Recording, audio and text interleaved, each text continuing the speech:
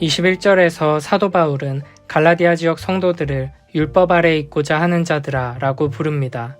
그들은 아직 율법 아래 있는 자들은 아니었습니다. 그러나 그들은 율법 아래 있으려고 자꾸만 그쪽으로 가려 하고 있습니다.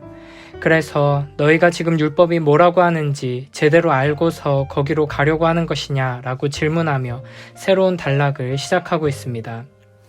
22, 23절에서는 이렇게 말씀하십니다. 기록된 바 아브라함에게 두 아들이 있으니 하나는 여종에게서 하나는 자유에 있는 여자에게서 났다 하였으며 여종에게서는 육체를 따라 났고 자유에 있는 여자에게서는 약속으로 말미암았느니라. 아멘. 앞서 아브라함에 대해 이야기했던 바울은 이번에는 아브라함의 두 아들에 대해 이야기합니다.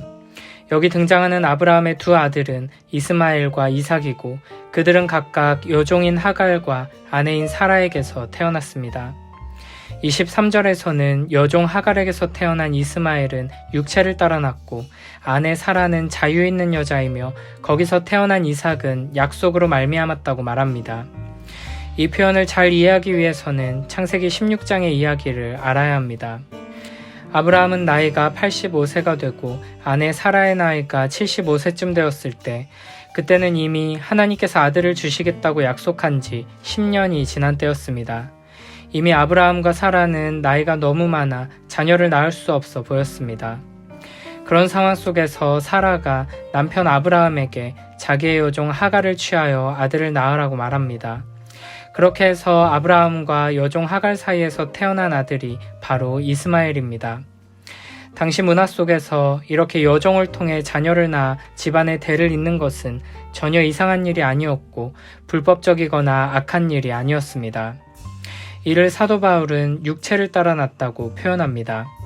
세상적인 방법으로 인간의 지혜와 능력으로 태어난 아이라는 것입니다. 하나님께서는 아브라함과 사라 사이에서 아들을 주고자 하셨습니다.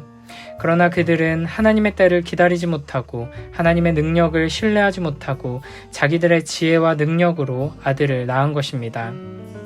이때 아브라함에게 인간적인 방법으로 대를 이을 것을 요구하는 사라의 모습은 에덴 동산에서 아담에게 선악과를 주었던 하와를 떠올리게 합니다. 물론 사라는 하나님의 뜻을 거스르고자 하는 악한 생각으로 이와 같은 일을 벌인 것은 아니었습니다. 오히려 사라는 하나님의 언약이 이루어져야 한다는 생각으로 하나님의 뜻이 이루어지기를 간절히 바라는 열정으로 이와 같은 일을 행했을 것입니다.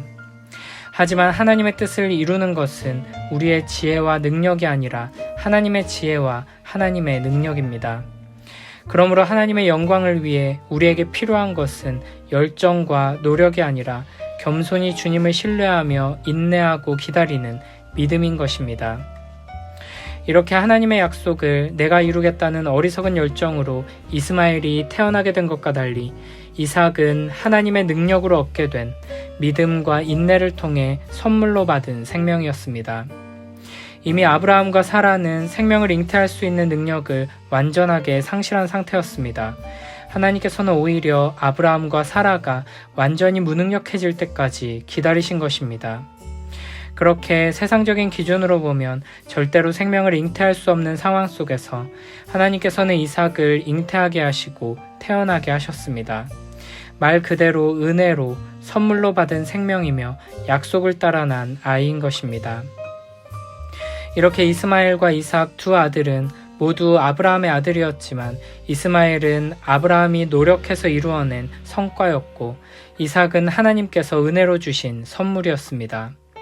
이스마엘은 행위로 얻은 아들이고 이삭은 믿음으로 얻은 아들이었습니다. 여기서 이스마엘은 종교를, 이삭은 복음을 대변합니다. 이스마엘은 율법을, 이삭은 은혜를 상징합니다. 그래서 성경 역사 속에서 이스마엘은 사라져버리고 말고 반면에 이삭은 언약의 자손을 낳고 그 혈통에서 이스라엘이 나오고 결국에는 예수 그리스도에게까지 연결되는 것입니다. 이어서 24절부터 27절에서는 이 이야기를 더 자세히 해설합니다. 이것은 비유니 이 여자들은 두 언약이라. 하나는 시내산으로부터 종을 낳은 자니 곧 하갈이라. 이 하갈은 아라비아에 있는 신의 산으로서 지금 있는 예루살렘과 같은 곳이니 그가 그 자녀들과 더불어 종노릇하고 오직 위에 있는 예루살렘은 자유자니 곧 우리 어머니라. 아멘. 사도 바울은 이 이야기를 비유로 사용합니다. 두 어머니 곧 하갈과 사라에게 두 아들 이스마엘과 이삭이 있는데 이 어머니들은 각각 옛 언약과 새 언약을 상징하며 현재 이 땅에 있는 예루살렘과 위에 있는 예루살렘을 상징합니다. 하갈은 모세가 시내산에서 받은 율법 곧 옛 언약을 상징합니다. 25절에서는 하갈을 아라비아에 있는 시내산이라고 말하는데 아라비아는 후에 이스마엘이 자신의 근거지로 삼는 지역이며 시내산은 모세가 율법을 받은 산입니다. 그리고 사도 바울은 이 하갈을 지금 이 땅에 있는 예루살렘 곧 갈라디아 지역에까지 찾아와 율법을 지켜야 한다고 가르치는 율법주의자들에게까지 연결하고 있습니다. 이는 당시 유대인들이 듣기에는 너무 충격적이고 파격적인 표현입니다.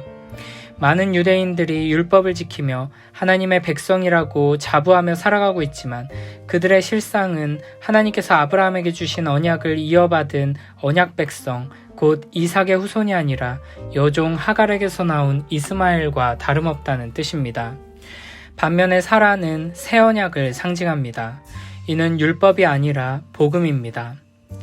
하갈이 인간의 지혜, 인간의 행위와 노력으로 의를 얻으려는 어리석은 시도를 상징한다면 사라는 하나님의 은혜를 힘입어 의롭다 하심을 얻는 것을 상징합니다. 하갈은 하라는 명령과 하지 말라는 금지로 이루어진 율법을 의미한다면 사라는 하나님께서 내가 했다, 내가 할 것이다 말씀하시는 복음을 의미하는 것입니다. 26절에서는 사라에 대해 오직 위에 있는 예루살렘은 자유자니 곧 우리 어머니라 라고 말합니다. 하나님의 교회라는 이단은 이 구절을 근거로 하여 아버지 하나님뿐 아니라 어머니 하나님도 존재한다고 말합니다. 문맥을 전혀 살피지 않은 무식한 성경 해석입니다. 문맥상 바울은 여기서 사라라는 자유인 어머니를 통해 아브라함의 복을 유업으로 받는 이삭이 나는 것처럼 신약 교회라는 어머니를 통해 우리가 아브라함이 받은 복을 유업으로 받는 하나님의 자녀가 된다는 것을 말하고 있습니다. 이삭의 어머니가 사라라는 자유자였듯이 우리의 어머니는 오직 믿음으로 의롭게 된 예수 그리스도의 몸된 공동체인 교회라는 자유자입니다. 우리는 이 교회 안에서 가르침과 돌봄, 보호와 인도하심을 받으며 거듭났고 죄와 율법에서부터 자유를 얻었으며 자라가고 성장합니다. 또한 여기서 신약의 교회를 위에 있는 예루살렘이라고 표현한 이유는 25절에 지금 있는 예루살렘과 대조하기 위함입니다. 지금 있는 예루살렘은 의식법을 비롯한 율법의 행위로 하나님께 인정받고자 하는 유대교를 가리키는 비유적 표현입니다. 유대교는 땅에 속한 인간의 노력으로 하나님께 인정받기를 원하는 죄와 율법의 종입니다. 그러나 바울을 비롯한 참된 그리스도인들, 오직 믿음으로 하나님께 인정받은 교회는 하늘에서 내려온 은혜로 말미암은 진짜 예루살렘인 것입니다. 하나님의 자녀들은 요한복음 1장 13절이 말하듯 혈통으로나 육정으로나 사람의 뜻으로 나지 아니하고 오직 하나님께로부터 난 자들입니다.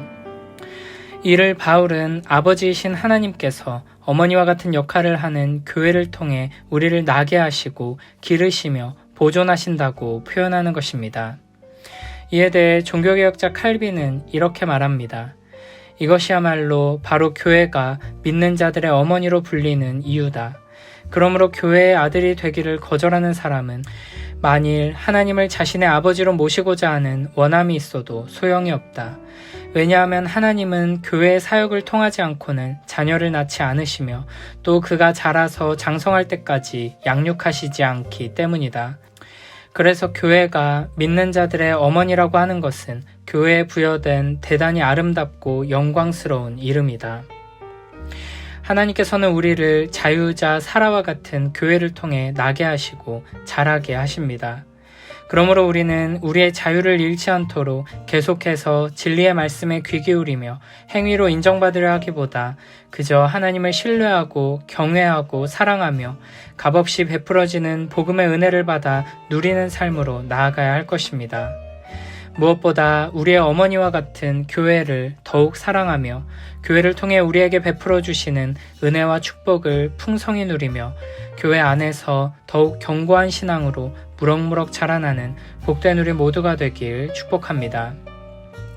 이어서 27절에서는 이사야 54장 1절을 인용해서 이렇게 말씀하십니다.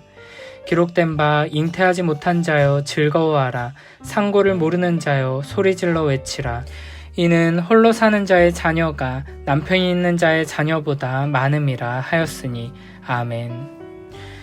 이사야 선지자는 유다가 멸망하고 수많은 이들이 바벨론의 포로로 끌려간 상황 속에서 하나님께서 장차 회복시켜 주실 날을 바라보며 그때에는 이전과는 비교할 수 없을 만큼 크고 풍성한 축복을 받게 될 것이라고 예언했습니다. 그러면서 잉태하지 못하며 출산하지 못한 여인이, 그래서 버림받고 홀로 되었던 그 여인이 남편이 있는 여인들보다 훨씬 더 많은 자식을 낳고 기뻐하게 될 것이라고 노래했습니다. 그리고 사도 바울은 이 대반전의 예언이 사라를 통해 태어난 이삭같이 죄악과 연약함, 부패와 타락의 비참한 현실 속에서 오직 은혜로, 오직 예수 그리스도를 믿는 믿음으로 말미암아 구원받은 교회를 통해 이루어지고 있다고 말하는 것입니다. 이어서 28절부터 31절에서는 이렇게 말합니다. 형제들아, 너희는 이삭과 같이 약속의 자녀라. 그러나 그때의 육체를 따라 난 자가 성령을 따라 난 자를 박해한 것 같이 이제도 그러하도다. 그러나 성경이 무엇을 말하느냐? 여종과 그 아들을 내쫓으라. 여종의 아들이 자유 있는 여자의 아들과 더불어 유업을 얻지 못하리라 하였느니라. 그런즉 형제들아, 우리는 여종의 자녀가 아니요 자유 있는 여자의 자녀니라. 아멘. 예수 그리스도로 말미암아 구원받은 하나님의 자녀들은 모두 이삭과 같이 은혜로 태어난 약속의 자녀들입니다. 그러나 성령을 따라 난 약속의 자녀들은 언제나 육체를 따라 난 자들로부터 핍박을 받습니다. 이삭이 태어났을 때 이스마엘은 14살이었습니다. 이삭이 젖을 떼던 3살 때 이스마엘은 17살이었습니다. 그때 사라는 이스마엘이 이삭을 놀리는 것을 보게 됩니다. 창세기 21장 9절에서 하갈의 아들이 이삭을 놀리는지라 라고 할 때 놀린다는 말은 직역하면 희롱하다, 가지고 놀다 라는 뜻입니다. 이를 사도 바울은 박해한 것으로 말합니다. 그리고 여기서 모든 시대에 하나님의 백성들에게 일어나는 원리를 끌어냅니다. 육체를 따라 난 자가 성령을 따라 난 자를 핍박한다는 것입니다. 사도 바울의 시대에도 율법주의자들, 거짓 교사들이 참된 성도들을 미혹하고 있었고, 지금 이 시대에도 오직 믿음으로 말미암아 받는 구원에 대한 바른 가르침들을 왜곡시키는 수많은 거짓 교사들이 있습니다. 이스마엘이 이삭을 박해하는 것을 보았을 때 하나님께서는 아브라함에게 이삭에게서 나는 자라야 내 씨라 부를 것임이니라 라고 약속하시며 사라가 원하는 대로 이스마엘을 내쫓으라고 말씀하십니다. 이 이야기를 통해서 바울은 갈라디아 성도들에게 거짓 교사들, 율법주의자들을 내쫓고 우리의 자유자로서의 정체성을 지키라고 권면하는 것입니다. 복음은 우리의 능력으로 의를 만들어내려고 하지 않고 우리 주 예수 그리스도께서 행하신 일, 하나님께서 우리를 위해 이루신 놀라운 일을 통해 선물로 주어지는 의를 믿음으로 붙드는 것입니다. 아브라함은 하나님의 인도하심 속에서 자신의 노력이 아닌 하나님의 능력을 통해 하나님께서 친히 언약을 이루신다는 것을 경험하며 그 믿음 위에 굳게 서게 되었습니다. 마찬가지로 갈라디아 성도들도 율법을 지키는 스스로의 노력이 아니라 그리스도께서 행하신 일을 바라보고 의지하는 자리로 다시 나아가야 하는 것입니다. 우리는 스스로 구원을 얻으려는 노력을 내려놓고 하나님께서 우리를 구원하시도록 맡겨드리는 믿음의 사람이 되어야 할 것입니다.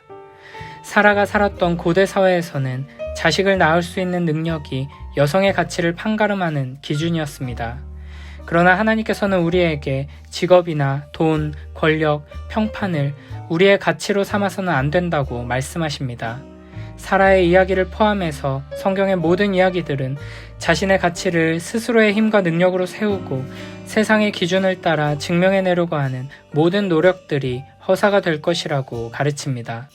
오히려 아무런 가치가 없다고 조롱받던 불임의 여성, 가난하고 소외된 자들, 실패하고 무능한 자들이 예수 그리스도 안에서 많은 열매를 맺고 영광을 받고 축복을 누리게 될 것이라고 말씀하십니다. 이것이 바로 복음의 능력입니다. 일반적으로 이 세상의 종교와 철학은 하나님과 구원이 오직 선한 사람들을 위한 것이라고 가르칩니다. 그러나 복음은 반대로 스스로 선하지 않음을 아는 사람들을 위한 것입니다. 누구든지 예수 그리스도 앞에 겸손히 엎드려 그분을 바라보며 의지하는 사람은 하나님의 자녀가 될 수 있고 참된 은혜와 축복을 누릴 수 있습니다. 참된 자유에서 우리를 다시 노예된 자리로 끌고 가려는 거짓된 메시지들에 흔들리지 말고 오직 참된 진리의 말씀에 귀 기울이며 예수 그리스도의 생명의 복음을 계속해서 듣고 참된 은혜와 기쁨과 자유 안에서 하나님을 사랑하며 이웃을 사랑하는 복된 삶으로 나아가는 우리 모두가 되길 축복합니다.